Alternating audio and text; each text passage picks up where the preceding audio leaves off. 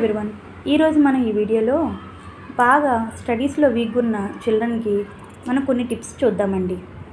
పిల్లలు ఫస్ట్ రీడింగ్లో కానీ రైటింగ్లో కానీ వీక్ అవ్వడానికి రీజన్ ఏంటంటే వాళ్ళు బేసిక్స్ మర్చిపోవడం, లేదంటే కంప్లీట్గా బేసిక్స్ మీద కాన్సన్ట్రేట్ చేయకపోవడమే రీజన్ అండి.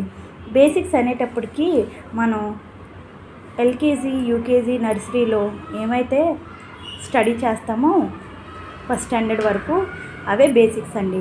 ఫర్ ఎగ్జాంపుల్ ఇంగ్లీష్కి వచ్చేటప్పటికి వాళ్ళకి ఆల్ఫాబెట్స్, వాటి ఫోనిక్ సౌండ్స్, 2 లెటర్ ఫామ్ చేయడం, 3 లెటర్ ఫామ్ చేయడం, తర్వాత ఫోనిక్ వైజ్గా డివైడ్ చేయడం, ఆ వర్డ్స్ని ప్రొనౌన్స్ చేయడం రావాలండి. అవి ఇన్ కేసు మర్చిపోతే అప్పుడు మనం వాటిని కనుక వాపస్ రివైజ్ చేసి స్టార్టింగ్ బేసిక్స్ నుంచి తీసుకోగలిగితే చిల్డ్రన్స్ మళ్ళీ అగైన్ వాళ్ళ రీడింగ్ అనేది ఈజీగా పికప్ అయిపోతారండి. అట్ ద సేమ్ టైం మనం ఫోనిక్ సౌండ్ చెప్తూ వాళ్ళకి 1 అవర్ అనేది మనం ఖచ్చితంగా మనం పక్కని కూర్చుని పెట్టి టైం స్పెండ్ చేయాలండి. లేదంటే ఏదైనా ట్యూషన్లో కూడా పెట్టి మనం బ్యాలెన్స్ చేయొచ్చండి.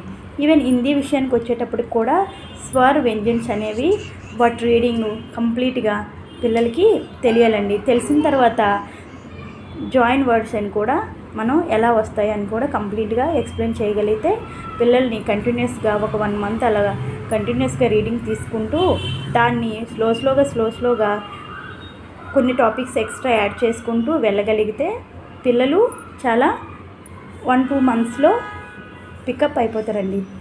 ఈ టిప్స్ కనుక మీకు నచ్చితే like and subscribe to my channel. Thank you.